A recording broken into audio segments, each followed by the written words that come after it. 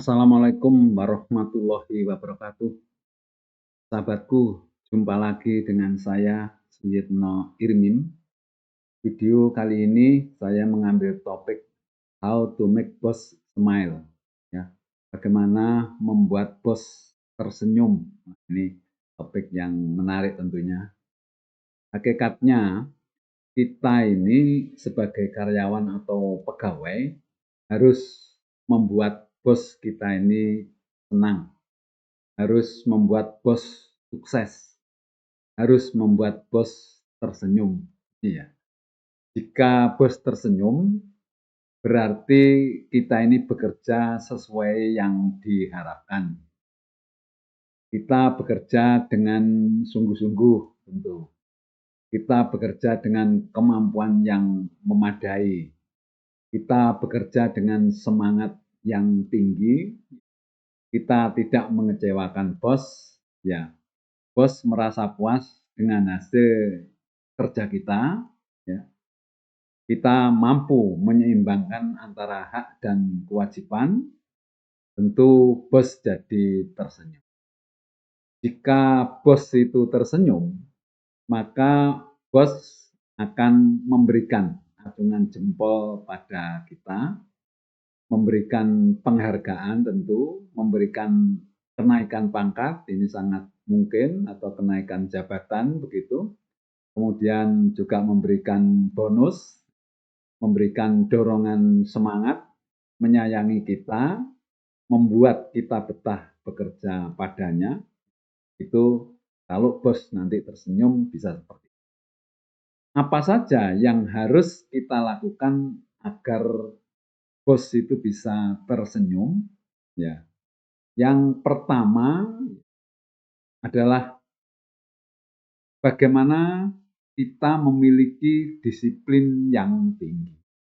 Ya, jadi disiplin itu adalah mengerjakan sesuatu sesuai dengan rencana dan sesuai dengan aturan dan prosedur. Itu namanya disiplin. Disiplin yang pertama yang cukup penting adalah disiplin terhadap waktu. Katanya di gambar ini, aku harus bisa mengatur dia. Artinya kita ini harus bisa mengatur waktu.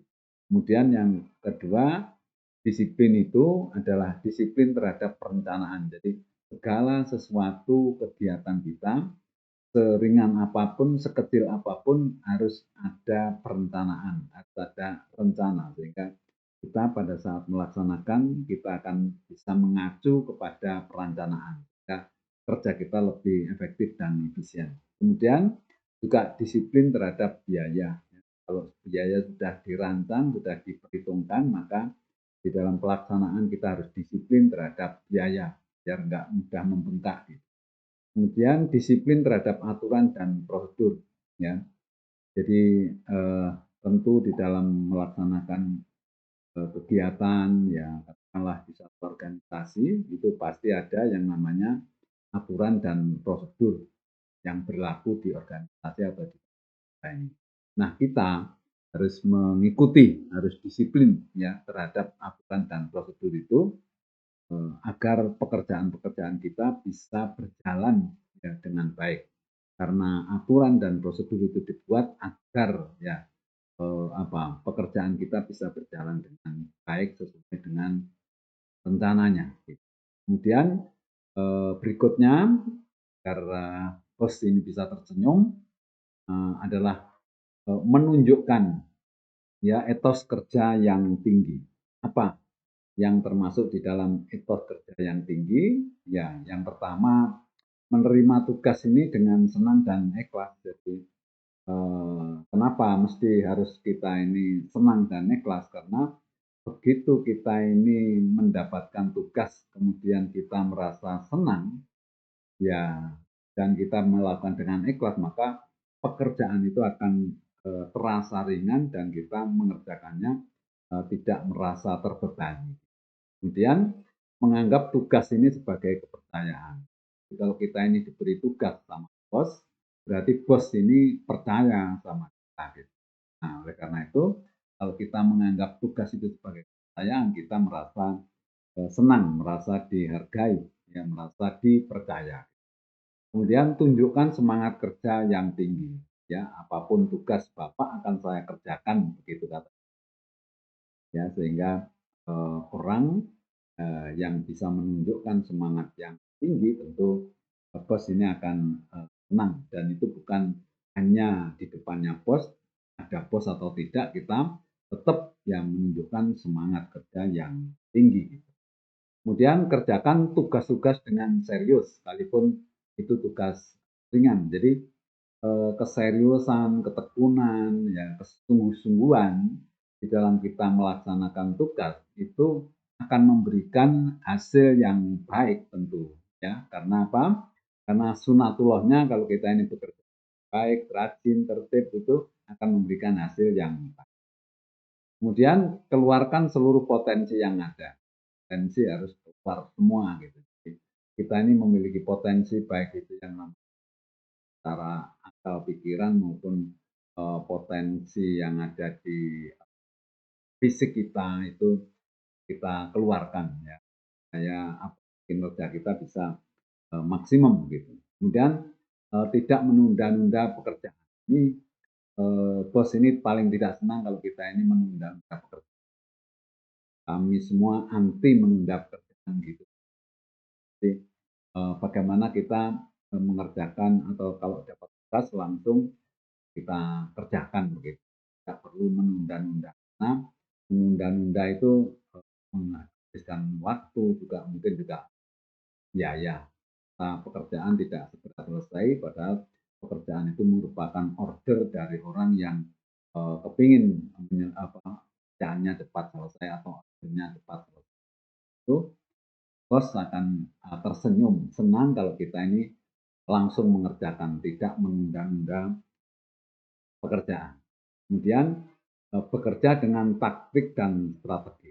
Itu kita di dalam mengerjakan tugas, supaya tugas ini bisa berjalan dengan lancar, terus kemudian sumber daya yang kita gunakan itu bisa hemat, kemudian waktu kita juga tepat, kemudian pengorbanannya juga tidak banyak.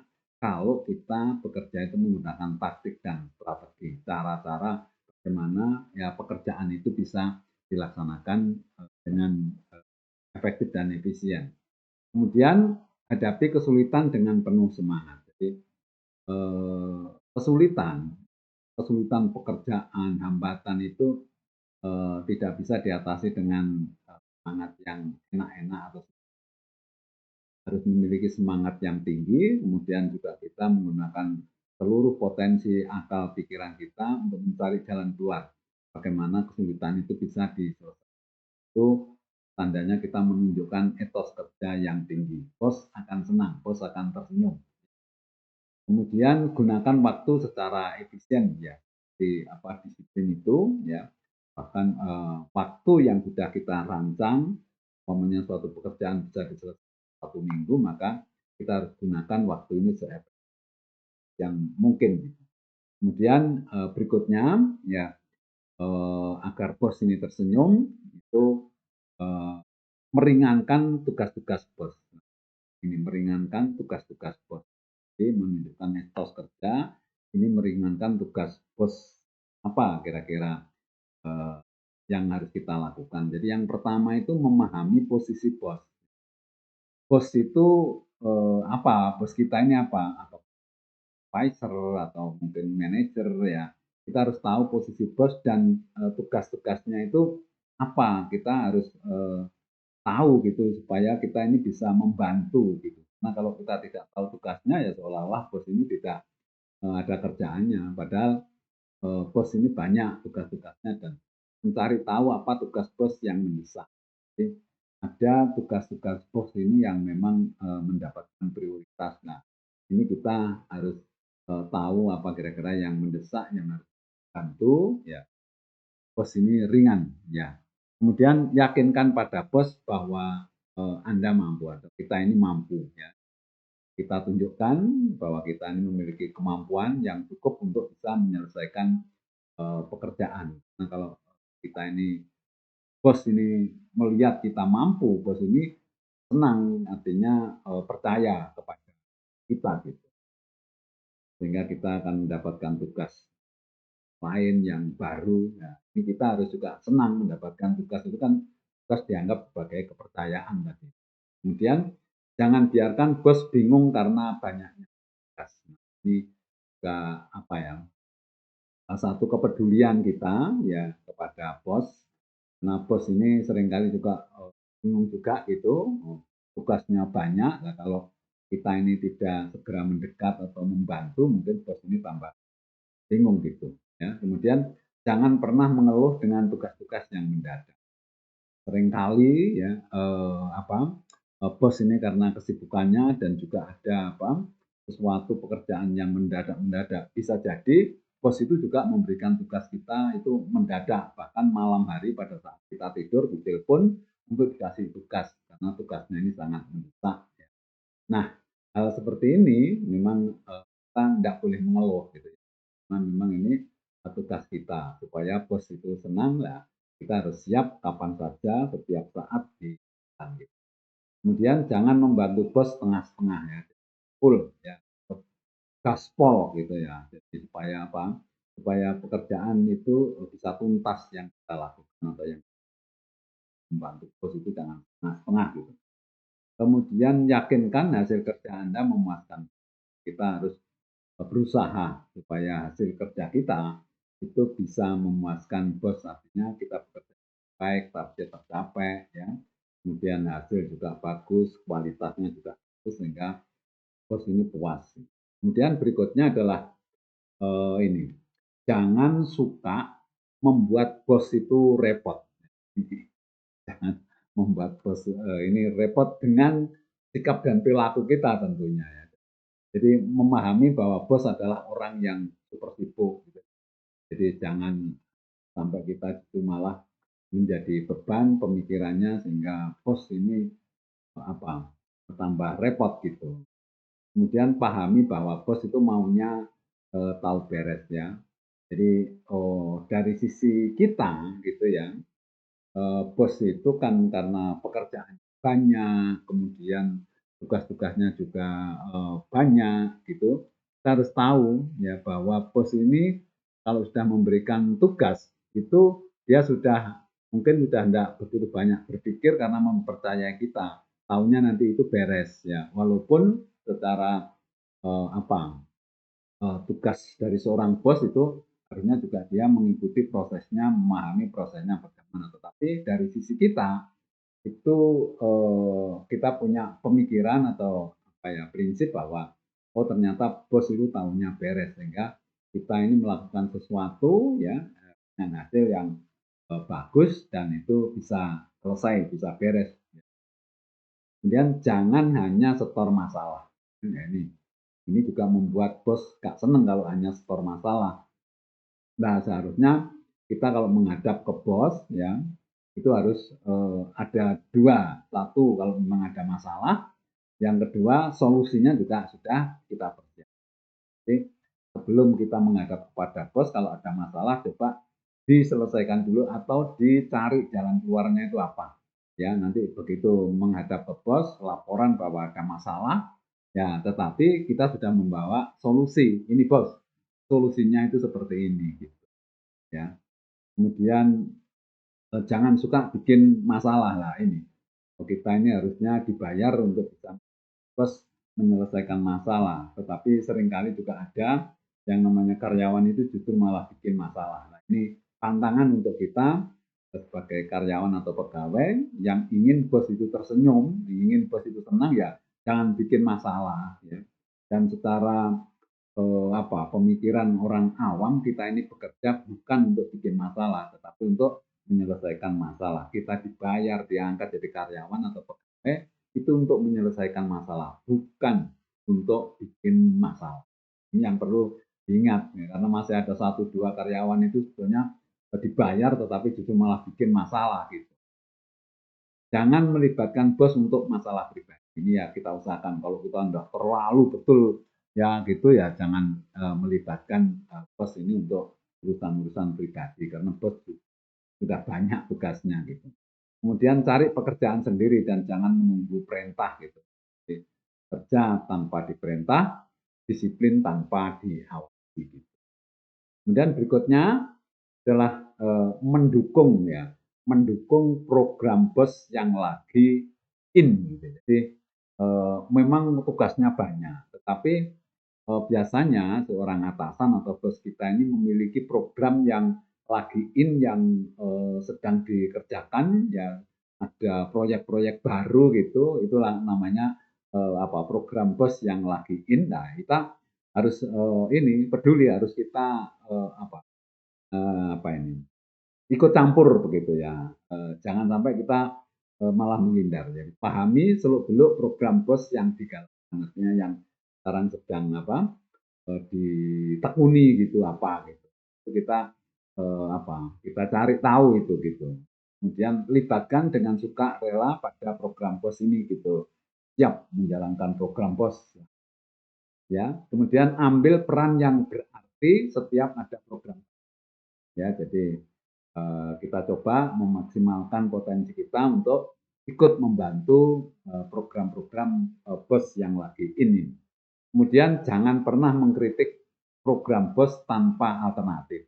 Jadi maksudnya kalau bos itu punya program gitu, ya kalau kita ini mau memberikan satu saran kritik itu harus juga dicarikan alternatifnya atau dicari sarannya itu apa. Jangan hanya mengkritik saja, tidak memberikan solusi gitu. Jadi bos ini tidak senang terhadap orang-orang yang hanya cuma mengkritik saja, tidak ada jalan keluarnya gitu. Ya. Berikan saran yang konstruktif tanpa harus menggurui bos ya. Jadi memang kita ini sebagai anak buahnya bos itu harus tahu, harus bisa menempatkan diri, harus bisa mengatur komunikasi kalau pada saat kita ini memberikan saran gitu. Jangan seolah-olah kita ini menggurui gitu, tetapi bagaimana caranya kita supaya bos ini tidak merasa direndahkan atau merasa dipinteri gitu. Karena di dunia ini tidak ada bos yang mau dipinteri anak buahnya, itu jarang sekali ya, bahkan tidak ada gitu. Tapi kalau kita tahu bahwa ada sesuatu yang baik, kemudian bos belum tahu, kita mau memberikan saran atau mengingatkan, itu harus dengan cara yang bijak, cara yang baik, cara yang santun, sehingga bos akan menerima dengan senang hati gitu. Ya. Kemudian berikutnya, ya ini mungkin belum terakhir. Jangan membuat bos jadi kecewa gitu. Jadi, kalau bos ini jadi kecewa, wah ini namanya tidak bisa tersenyum lagi gitu. Perhatikan hal-hal yang tidak disukai oleh bos. Jadi kita ini harus tahu bos ini nggak seneng pada hal-hal apa gitu. Itu jangan dikerjakan. Kalau bos ini sudah nggak seneng ya jangan dikerjakan.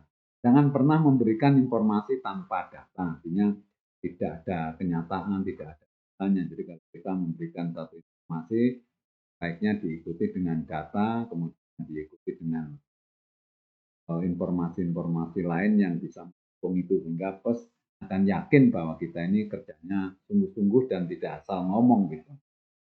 Jangan jadi tukang fitnah. Nah, ini yang tidak disukai bos ini. Jadi orang fitnah melaporkan temannya atau melaporkan yang tidak seperti yang dikatakan. Itu bos tidak senang. Jangan jadi tukang fitnah. Jangan pernah janji pada bos kalau memang tidak. Sudah ya, kalau memang pekerjaan ini bisa selesaikan 1 minggu ya bilang 1 minggu, jangan bilang 3 hari tapi jadinya 1 minggu gitu. Ini bos enggak suka gitu. Pastikan bahwa Anda tidak hanya pandai bicara, jadi juga satu prinsip juga. Jadi kita ini jangan hanya bicara saja, tetapi harus ada kenyataan. Ini bos akan senang. Tapi kalau kita hanya ngomong doang, omdo, ya itu bos mesti marah juga. Ya bukan tersenyum tapi malah marah. Nah itulah kira-kira bagaimana kita membuat bos itu tersenyum. Sekarang kesimpulannya, bos akan tersenyum jika kita ini bekerja dengan hakikatnya tugas utama kita sebagai karyawan atau pekerja adalah membuat bos itu sukses. Ya, seperti kalau di kalangan tentara, ya itu bagaimana mensukseskan komandannya. Bos sukses berarti kita sukses melaksanakan tugas karena ternyata keberhasilan suksesnya bos itu karena kita, bukan dia sendiri karena dia tangannya hanya dua gitu. Ini nggak bisa mengerjakan banyak hal gitu. Kita yang mengerjakan tugas-tugas itu. Berarti kalau bos sukses, ya kita yang sukses dan melaksanakan tugas dengan. Kemudian keberhasilan bos hakikatnya adalah keberhasilan sahabatku. Itu kira-kira yang bisa kita diskusikan, kita sampaikan, kita bahas tentang bagaimana ya membuat bos itu tersenyum. Demikian, ya mudah-mudahan bermanfaat. Saya akhiri. Assalamualaikum warahmatullahi wabarakatuh.